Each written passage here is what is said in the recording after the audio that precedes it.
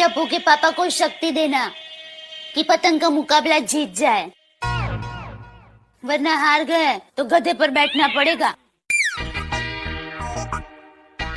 और वो तो ठीक है, लेकिन मेरी माँ को पता चलेगा तो उसको कितना दुख होगा कि उसका तीलू गधे पर। तीलू? इस महीने माँ ने आपका नाम तीलू रखा है। क्यों? आपको तिल के लड्डू पसंद है ना, इसलिए। ये हो गया सब? एक मिनट। हाँ, हो गया। अभी चले? अरे बापूजी का आशीर्वाद तो ले लो। आइए बाबूजी। मतलब आप उधर ही रहिए, मैं उधर आता हूँ। बाबूजी आशीर्वाद दीजिए। हाँ हाँ बस, विजयी भव।